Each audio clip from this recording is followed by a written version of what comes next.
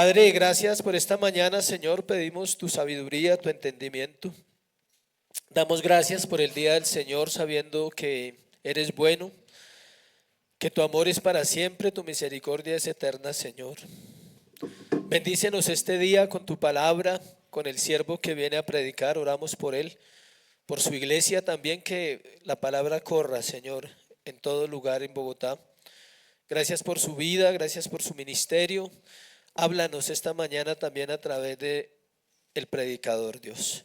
Y oramos por la escuela, que tu palabra nos guíe, nos enseñe, que hoy aprendamos acerca de las buenas obras, si en realidad hay o no hay, si las hacemos o no las hacemos, o cómo debemos hacerlas, Señor. Damos gracias en Cristo Jesús. Amén y amén. Vamos al libro de Efesios, capítulo 2, versículo 10. Efesios 2:10.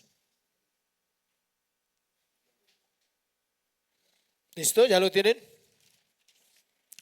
Efesios 2:10.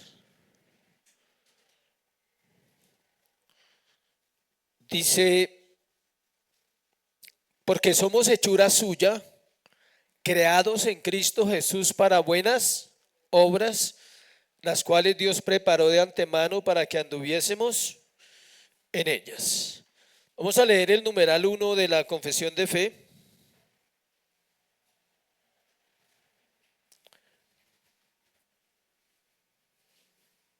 El numeral 1 de la confesión de fe, para que los que tienen la confesión ahí, por favor.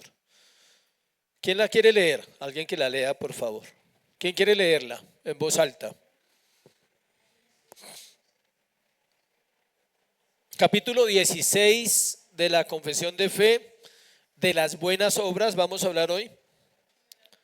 Numeral 1, ¿quién lo quiere leer? Léalo, por favor, duro.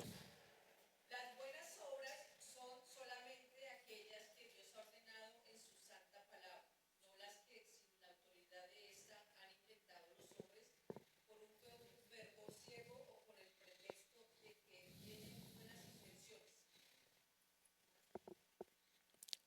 Las buenas obras son solamente aquellas que Dios ha ordenado en su santa voluntad, en santa palabra, y no las que sin la autoridad están inventados los hombres por un fervor ciego o con cualquier pretexto de buenas intenciones. Vamos a hablar de las buenas obras.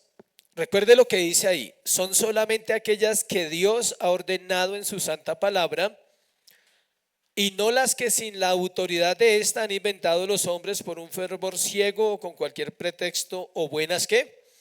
Intenciones. Este es un tema bastante interesante, porque nos lleva a entender si realmente nosotros hacemos buenas obras o no, y qué pasa con aquellas obras que pensamos que son buenas, pero en realidad no lo son.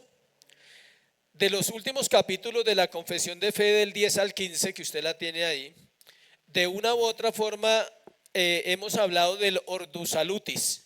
¿Qué es el Ordo Salutis? El orden de la salvación. Entonces hemos hablado del llamamiento eficaz, de la justificación, la adopción, la santificación, la fe y el arrepentimiento. Todo esto está ligado al proceso de conversión, escuche, y está hecho por Dios. La única parte donde usted participa es la santificación. Usted no participa ni en la regeneración, ni en que es el llamamiento eficaz, la justificación y la adopción. Usted no participa de eso. Usted nada. La única en la que usted participa es ¿qué? Santificación. Y en esa santificación debe participar ¿cómo? Con buenas obras.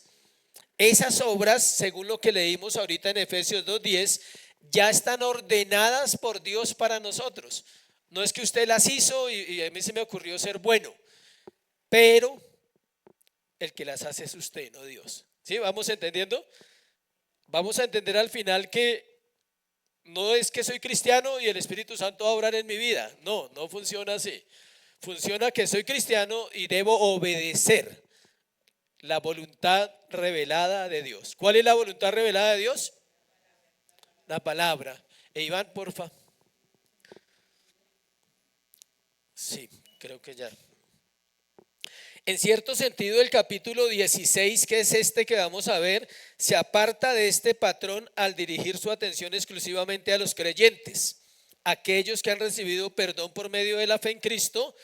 Las buenas obras no tienen cabida en absoluto, ni en el llamado eficaz, ni en la justificación, ni en la regeneración, ni en la adopción, sino que son el fruto de eso que Dios ya hizo.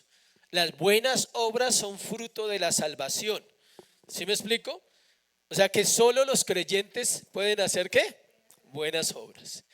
El impío, por más bondadoso que sea, generoso que sea, jamás se le va a contar eso como una buena obra. Hay un ejemplo que me gustó y es de una persona que es muy correcta, muy íntegra, muy juicioso, buen esposo, buen papá, empresario, juicioso, y resulta que le dicen que si cree en Dios y dice no. Entonces todo lo que hace no se le cuenta como una buena obra. Simplemente son obras de la carne y no cuentan, porque no está hecho ¿para qué? Para la gloria de Dios. Vamos a ver en el párrafo 1 varias cosas de las buenas obras y vamos a encontrar verdades ahí acerca de este tema. Entonces miremos en el párrafo 1 de la confesión de fe lo que leímos y hay varias cosas ahí. Dice, lo primero es que para que una obra sea verdaderamente buena, debe ser un acto ejecutado conforme a la voluntad revelada de Dios. Vamos a ver el párrafo 1, párrafo 2, de pronto alcanzamos el 3, depende, pero si no, no hay problema, continuamos la otra semana. Entonces, en el párrafo 1 que ya lo leímos, dice, para que una obra sea verdaderamente buena, debe ser un acto ejecutado conforme a la voluntad revelada por Dios. ¿Qué quiere decir eso? Que la ley moral o la ley absoluta que Dios nos da a nosotros como creyentes solo se encuentra contenida ¿dónde? En las Sagradas Escrituras. Es decir, las buenas obras no se pueden juzgar porque a mí me parece, porque yo pienso que es una buena obra y ni siquiera por nuestra razón. Nuestra razón nos puede decir que es bueno, que eso que estamos haciendo es bueno, o la gente puede decir que eso es bueno, o la sociedad puede decir que eso es bueno, o los gobiernos pueden decir que eso es bueno, pero el creyente no está sujeto a su razón, ni está sujeto a nada de este mundo, excepto ¿a qué? A la autoridad de la palabra. Es decir, la voluntad revelada de Dios, ¿dónde se encuentra? En las Escrituras. Y esa es la que nosotros debemos procurar ¿qué? Vivir, procurar hacer. Esa voluntad solo se puede conocer en la Escritura y se llama voluntad revelada o prescriptiva. Allí encontramos lo que debemos hacer y lo hacemos porque Dios lo dice para su gloria. O sea, nosotros no lo hacemos porque es que a mí me parece. No sé si ha escuchado ese lenguaje. Es que las cosas pasan porque yo creo. No, no se trata solo porque yo creo o que las cosas sucedieron porque yo hice tal cosa. No, nosotros lo hacemos para la gloria de Dios, porque Dios dice que se debe hacer. ¿Por qué oramos? Porque la palabra de Dios dice que debemos hacerlo. ¿Por qué leemos la Escritura? Porque la palabra nos insta a hacerlo, a buscarlo. Dios ha dado en la Escritura una regla para la fe y para la conducta. Cada principio, cada motivo y cada objeto de toda acción justa que se conforme a la voluntad de Dios se debe aprender allí. O sea, la iglesia debe ser diligente en la búsqueda de lo que debe hacer. Y lo debe encontrar ¿dónde? Únicamente en la palabra.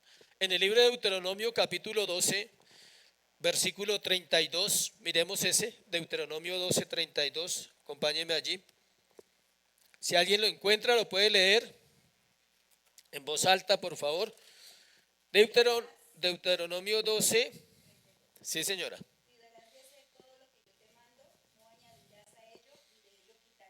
¿Sí ve? Es lo que está diciendo el párrafo 1, que solo se debe hacer lo que dice ¿qué? La palabra. No se puede añadir, no se puede quitar. Al final del libro de Apocalipsis dice lo mismo. Y dice que maldito el que quitare del libro o el que pusiere. Entonces nosotros estamos sujetos únicamente a esas buenas obras basados en lo que dice la palabra. No podemos inventar. Tanto la iglesia en su vida corporativa, en su vida de iglesia, como en la vida personal y creyente no puede estar inventando cosas. Debe estar sujeto ¿a qué? A la escritura. Miremos otro aspecto de ese primer punto de la confesión de fe. Para que una obra sea verdaderamente buena, debe brotar de un principio de fe y amor en el corazón. Y vamos a ir a Gálatas 5:6. Acompáñenme a Gálatas capítulo 5, versículo 6, donde habla de esa parte de la fe y el amor. Dice 5:6, lo voy a leer, dice: porque en Cristo Jesús ni la circuncisión vale algo, ni la incircuncisión, sino la fe que obra, ¿por qué? Por el amor. Este es un tema que es bastante interesante en cuanto a la iglesia, y es que la gente cree que tener fe es algo solamente intangible. Es decir, que basta con que yo diga que Cristo me salvó porque yo creo en Él y tengo fe y ya, con eso ya voy a ir a la vida eterna. No, la confesión nos está enseñando hoy que a través que la fe tiene que verse y obra también por el amor que tenemos a Cristo, demanda que nuestra fe está sujeta a obediencia. Y es una fe dinámica, no es una fe muerta. No es una fe que usted ya creí, ya me salvé. No, la fe es algo que se manifiesta a través de actos, de obras. Y esas obras, como vimos, están basadas únicamente en la escritura. Todos los hombres reconocen que el carácter moral de una acción se determina por el carácter moral del principio o afecto que la produce. Es decir, todos los seres humanos actuamos de acuerdo a lo que tenemos donde, en el corazón. Cristo está en nuestros corazones, dice la escritura, y todos los creyentes debemos tener claro eso. Si Él habita en mí, entonces mi andar, mi comportamiento, mi manera de vivir es diferente a la del mundo. No para salvarme, acuérdese, estamos hablando de obras, pero en ningún momento estamos hablando que las obras añaden un mérito a la salvación o que eso me hace mejor. No, es al contrario, es por la obra de Cristo que ya sucedió en la cruz, que Él me salvó, y lo que hemos visto en los capítulos anteriores de la confesión, de una regeneración, de una adopción, de una justificación, de un llamamiento eficaz. Por esa razón, ahora nosotros como creyentes de una manera natural, escuche, no es forzado, ¿se da qué? Fruto. Y ese fruto son buenas obras. El amor de Dios es el principio fundamental sobre el que descansan todos los deberes morales, y de la misma manera nuestra relación con Dios es la base fundamental sobre la que descansan todas las demás relaciones para con los otros hombres. Es decir, la manera o la forma o la vida, podríamos decir, que el hombre tiene con Dios manifiesta a sí mismo las otras relaciones que tiene en la tierra, porque están basadas en ese amor, en el amor que él tiene ¿con quién? Con Dios. Es decir, puede obrar correctamente hacia su prójimo. ¿Puede el esposo amar a su esposa? Sí. En la medida que su relación con Dios es clara, puede amar sin necesidad de tomarlo como una imposición o algo imposible, porque a veces pensamos así, ¿o no, hombres? Pero es posible amar. Podemos ser padres responsables con los hijos en la medida en que tenemos una relación ¿con quién? Con el Señor clara, porque es un fruto de lo que Dios hace en nosotros. Por eso leímos en Efesios 2:10 que porque somos hechura suya, creados en Cristo Jesús para las buenas obras, las cuales Dios preparó para que anduviésemos en ellas. Es decir, hay unas obras que Dios ha establecido para todos los creyentes. No es para algunos creyentes, es para todos los creyentes. Hablaba ahora con alguien y se piensa que el pastor o las personas que enseñan son más privilegiados que otros a veces en el entendimiento. Y yo creo que a veces tiene que ver más con ciertos grados de obediencia y disciplina también, porque hay gente que no tiene disciplinas. ¿Cómo quieres entender la Biblia si no la lees? ¿Cómo? O sea, la gente dice, no, es que no entiendo la Biblia. Entonces la pregunta básica es, ¿lees la Biblia por lo menos? O sea, ¿la estás leyendo? Si no la lees, ¿cómo la vas a entender? Santiago dice que la fe se manifiesta por las obras y por lo tanto quiere decir que el género de obras del cual se habla brota solo de corazones creyentes. Aquí no estamos hablando de ningún otro tipo de obra social, ir a darle mercado a los pobres, todo eso. No estamos hablando de ese tipo de obras. Estamos hablando de obras que son producidas por Cristo en el corazón de los salvos, que glorifican su nombre, aclarando que también se puede hacer eso, ¿no? También se puede tener ese ministerio de misericordia. Vamos a ir al párrafo 2, a mirar el párrafo 2 de la confesión. Acompáñenme allí, por favor. Párrafo 2. Dice, estas buenas obras hechas en obediencia a los mandamientos de Dios son ¿qué? Los frutos y evidencias de una fe verdadera y viva. Y por ellas los creyentes manifiestan su gratitud. Mire todo lo que pasa, manifiestan gratitud, fortalecen su seguridad, edifican a sus hermanos, adornan la profesión del evangelio, tapan boca de los adversarios y glorifican a Dios, cuya hechura son creados en Cristo Jesús para ello, para que teniendo por fruto la santificación tengan como fin ¿qué? La vida eterna. Es bastante lo que hay ahí, es mucho. Entonces vamos a avanzar un poquito, yo creo que alcanzaremos a ver esa parte por hoy. Son muchos los efectos y la utilidad de las buenas obras en la vida cristiana, bastantes. La pregunta es si nosotros realmente estamos caminando en esas buenas obras. A mí me llama mucho la atención Efesios 2:10, porque uno se pregunta cómo el Señor en su amor y en su misericordia ya planeó las buenas obras para nosotros.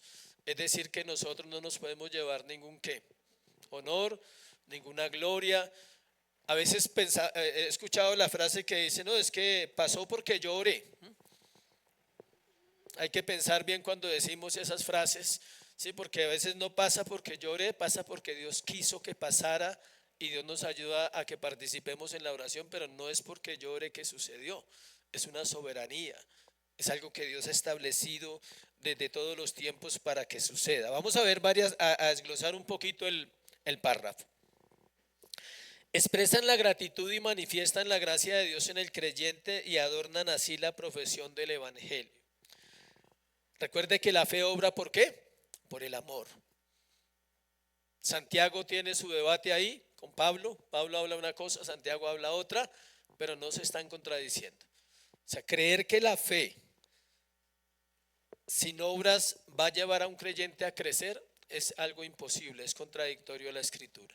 Demanda que nuestra fe sea medida por la obediencia que tenemos a Dios y por ese amor que profesamos es porque procuramos llevar la vida que Dios dice que debemos llevar.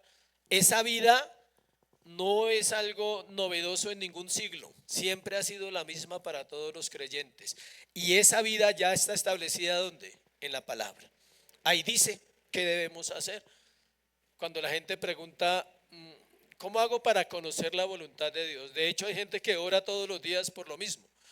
Señor, yo quiero conocer tu voluntad. Está ahí. Hay versos exactos, hay versículos perfectos ahí que dicen cuál es la voluntad del Señor. Por ejemplo, la voluntad del Señor es nuestra ¿qué? Santificación. Que os apartéis, y ahí dice de qué debe apartarse. El libro de Efesios, el libro de Colosenses son libros para la iglesia, para la vida práctica. Andad en amor, perdonar, bendecir cuando se puede. Es un área que a veces nosotros fallamos como creyentes en esas obras de bendecir a otros. ¿Por qué fallamos? Porque estamos pensando en nosotros mismos. Una forma de expresar la gratitud a Dios ayuda a que los demás hermanos también aprendan de esa gratitud. Hay gente muy agradecida como hay gente muy desagradecida. Y el agradecimiento va más allá de decir, Señor, gracias por esto, gracias por aquello. Se usa la frase acciones ¿de qué? De gracias. Acciones, no dice palabras. Si usted lo lee bien en la Biblia, no dice dale palabras de gracias al Señor. Pues eso es fácil. Claro, cualquiera cierra los ojos y dice, Señor, gracias te doy por la vida y por esto y por aquello. No, pone la palabra ¿qué? Acciones, cosas que se vean, cosas tangibles, no intangibles. También hablamos ahí que glorifican a Dios. Dice, si Dios es el autor de esas obras, porque Él las predestinó para nosotros, claro está que manifiestan la excelencia de su gracia y excitan a todos los que las ven a estimar y proclamar la gloria del autor.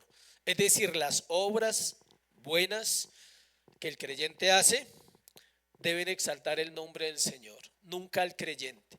Nunca se le debe decir, uy, es que ese es el mejor hermano de la congregación. No, siempre es la gracia del Señor. Pablo lo tenía claro. Pablo, cuando hablaba de su ministerio, él decía que la gracia de Dios se había obrado en él de una manera que más poderosa quizás que en otros hermanos, pero él nunca pensó que fuera él. Toda la vida del apóstol Pablo está sujeta a la gloria de Dios. Siempre que él hablaba, siempre que él decía todo lo que Dios se había hecho en su ministerio en las diferentes iglesias, siempre le daba la gloria a Dios. Otra parte dice, como estas obras nacen de la gracia, hacer obras buenas ejercita la gracia en general y cada gracia en particular según la naturaleza de la obra hecha. Cuando hablamos de gracia, ya hemos visto esa parte, los medios de gracia y las diferentes gracias, se podría decir que el Señor obra en nosotros, su misericordia, su amor, su perdón, la comunión que tenemos entre hermanos, todo lo que sucede en la iglesia resalta, la gracia resalta la misma que gracia, hace que brille en el creyente Dios, hace que la gente pueda decir, realmente los creyentes son ¿qué?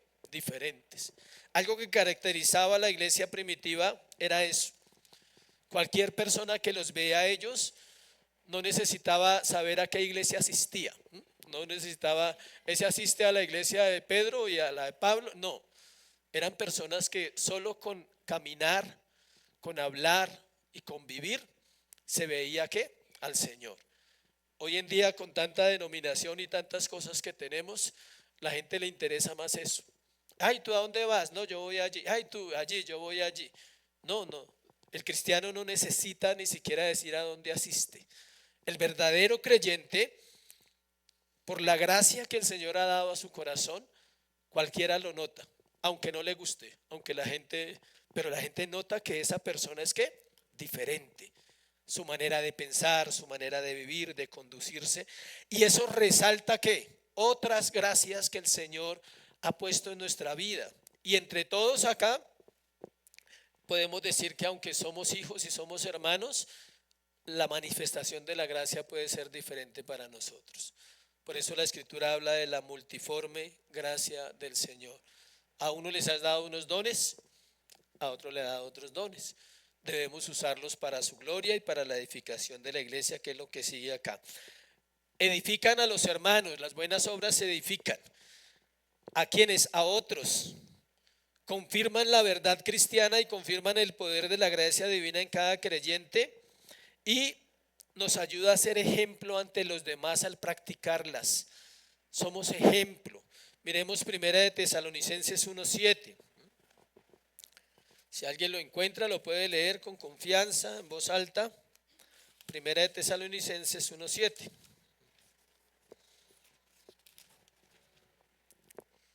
De tal manera que habéis sido ejemplo a todos los de Macedonia y de Acaya que han creído. ¿Sí ven? El apóstol Pablo hablando a los tesalonicenses dicen que han sido ¿qué? Ejemplo. Primera de Timoteo 4:12.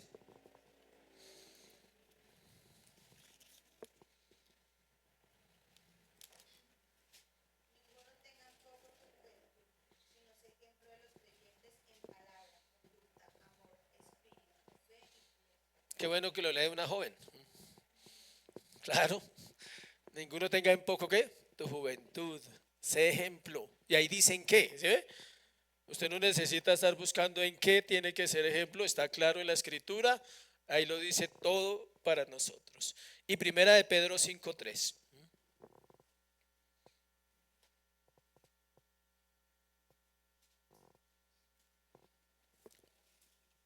Primera 3.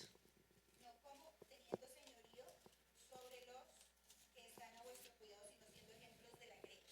Habla a los pastores que no podemos enseñorearnos de las ovejas de la iglesia, tenemos que ser ¿qué? Ejemplo en el trato, en la manera como se corrige, la manera como se exhorta, la manera como se llama la atención. ¿Sí sabía que eso hace parte de las buenas obras? Para nosotros los que predicamos, los que servimos, es una buena obra poder corregir a un hermano en amor y decirle, mira, está pasando esto en tu vida. No es algo que tiene que ser molesto para la iglesia. La iglesia debe aprender que eso es parte de una buena obra. Muchos de nosotros lo sabemos, desearíamos que nos hubieran ayudado desde niños. Tal vez no tendríamos tantas luchas en ser verdaderos creyentes, porque muchas de las luchas que el creyente enfrenta es por la mala formación que tuvo desde niño en casa o desde niñas. Eso que hoy en día me cuesta entender, me cuesta aplicar, también está relacionado a todos esos malos hábitos que se arraigan en el corazón humano. Hay cosas que están tan arraigadas que nos cuesta quitarlas. Y me refiero a hábitos sencillos, como la lectura, como el tiempo con el Señor, que uno cree que solamente la gente dice, no, ya Dios me salvó, entonces ya ahora me vuelvo un orador. No, demanda mi parte, como explicábamos ahorita, dentro del Ordo Salutis, el orden de la salvación, la santificación es donde el creyente participa. Dijimos que en el resto no, en la adopción, nada de eso participamos, somos pasivos. Pero en la santificación entran ¿qué? Obras, actos, decisiones, ordenar hábitos diariamente. Eso edifica a los hermanos, eso hace que otros vean que el creyente va creciendo y diga, pero sí se puede. Pero esa persona llegó y al principio como que no se veía así nada en esa vida. ¿Sí le ha pasado que usted ve a alguien que llega y usted juzga por la apariencia de esa persona que llegó y en pocos meses puede crecer más que otros que llevan 10 o 15 años? Y obvio es gracia, pero también tiene que haber algo en la persona. O sea, no es que llegó y se sentó y ahí se quedó con los brazos cruzados, no. Hubo un deseo, hay una pasión por el Señor. Avancemos otro poquito, dice, por las mismas razones las buenas obras reprueban las cavilaciones y frustran la oposición de los hombres malvados. Primera de Pedro 2:15. Ya se lo leo, Primera de Pedro 2:15, que lo tengo aquí cerca. Dice 2:15, porque esta es la voluntad de Dios, que haciendo bien hagáis callar la ignorancia de los hombres insensatos, como libres, pero no como los que tienen la libertad como pretexto para hacer lo malo, sino como siervos de Dios.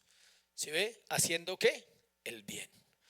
De hecho, en otra parte también de la escritura dice que la única forma para enfrentar el mal es haciendo ¿qué? El bien. Las malas obras se enfrentan con buenas obras. ¿Cómo se confronta el impío? ¿Cómo se confrontan los hombres malvados? Con el bien. No es igualándonos a ellos con malas obras, no es resintiéndonos, no es buscando la venganza, es buscando hacer ¿qué? El bien. Pero eso cuesta. Hemos venido viendo en Mateo cómo cuesta amar a los enemigos, ¿no? Es fácil hacerle el favor al papá y a la mamá y a los hermanos, pero es difícil mostrar el bien hacia personas que realmente no son agradables a nosotros. Hablan mal de nosotros, nos juzgan, critican la iglesia, todo es malo, lo cristiano todo es un problema para ellos, pero llega un momento en que pueden necesitar algo de nosotros. Ahí es la ocasión para mostrar que en nuestro corazón realmente está el Señor y que podemos hacer una buena obra por esas personas. Las obras también, las buenas obras son necesarias para alcanzar la salvación. Y es bueno aclarar esa frase. No en el sentido que sean un prerequisito para la justificación, sino como un grado del progreso del creyente en la santificación, y tampoco son para alcanzar favor divino, sino frutos. Fruto que el Señor va dando en cada creyente. ¿Sí me explico? Cuando hablamos que son necesarias para alcanzar la salvación, no podemos pensar como un católico, ¿sí? Que por obra se salva, no. Acá estamos hablando claramente, ya todos lo sabemos, que somos salvos por gracia y que las únicas obras que se cuentan son las obras de ¿quién? De Cristo. Nuestras obras pasan a un segundo plano y en ese momento es cuando nosotros debemos entender que nuestra dependencia está absolutamente en el Señor. El alma que está salva es un alma santa Y el alma santa es aquella cuyas facultades están empeñadas en prestar una obediencia llena de amor. Es decir, no se puede hablar de creyentes que sean creyentes y que no aman al Señor. Es algo contradictorio. Todo creyente nacido de nuevo ama al Señor porque Dios ha puesto su amor en él. Por eso dice el apóstol Juan que le amamos a él. ¿Por qué? Porque Él nos amó primero. En la medida que ese amor va creciendo en nuestro corazón por esa relación que tenemos con Él, hay un deseo profundo. ¿De qué? De agradarle. Y eso demanda obras, demanda acciones. Usted no puede decir que agrada al Señor y va a seguir viviendo su vida como la vivía antes de que Cristo viniera a su corazón. No puede, no tiene sentido. La gracia en el corazón no puede existir sin buenas obras. Tenga en cuenta eso. Hay gente que le da pena decir que es cristiano. O sea, hay gente que es cristiano el domingo y entre semana un día que se reúne en la iglesia. Y en la empresa, de pronto uno va y nadie sabe que es cristiano. Y de pronto uno va y hasta le da pena que uno vaya al trabajo porque dice, vino el pastor. Ahora todos se van a enterar que soy cristiano. ¿Sabe por qué la gente no quiere a veces que los demás sepan que somos cristianos? Porque el mundo sí tiene un estándar para los cristianos. Y aunque el mundo no quiera ser cristiano y no ame a Cristo, sí está pendiente cuando usted se comporta como un mundano. Cuando usted dice groserías, cuando usted es amargado, cuando usted reacciona incorrectamente en su labor diaria allá fuera de la iglesia, la gente dice, uy, pero va a una iglesia. Ahí debe ser siempre la oportunidad de las buenas obras, de aprender a dar testimonio que nosotros manejamos las situaciones diferentes, que tenemos un entendimiento de la vida muy diferente a lo que el mundo lo tiene. Pero entonces como la gente no sabe que es cristiano, pues se comporta como todo el mundo y nadie dice nada. En el momento en que ya saben, las cosas cambian. Le van a poner a uno un estándar, un cliché de que es creyente. También las obras no pueden existir sin el crecimiento de las gracias que son ejercidas en ellas. Es decir, todos los creyentes deben ir ¿qué? Creciendo. No así, sino gradual, progresivo, como dice la palabra, en ese proceso tan hermoso que Dios hace en un alma, de ir trayendo convicciones, de ir trayendo lo que no entendía hace un año, quizás hoy lo pueda entender. Y lo que no entienda hoy, tranquilo que lo va a entender más adelante, porque el Señor nunca deja de trabajar en el corazón de sus hijos. Dicen que el cielo no sería cielo si no existiera en él una sociedad de almas santas que obedecen mutuamente a la ley del amor en toda buena obra. Es decir, las buenas obras se asemejan mucho a lo que es la vida eterna, porque sabemos ya por lo que hemos estudiado que allí no hay pecado, en el siglo venidero no hay pecado, allí no hay maldad, allí no hay ira, allí no hay contienda, y acá sí la hay. Pero nosotros como creyentes tenemos la responsabilidad de siempre estar procurando vivir de una manera diferente. Vamos a mirar el párrafo 3. Dice, la capacidad que tienen los creyentes para hacer buenas obras no es de ellos mismos en ninguna manera, sino completamente de ¿quién? Del Espíritu de Cristo. Y para que ellos puedan tener esta capacidad, además de las virtudes que ya han recibido, se necesita una influencia efectiva del mismo Espíritu Santo para obrar en ellos tanto el querer como el hacer por su buena voluntad. Son solo versículos que está parafraseando la confesión de fe.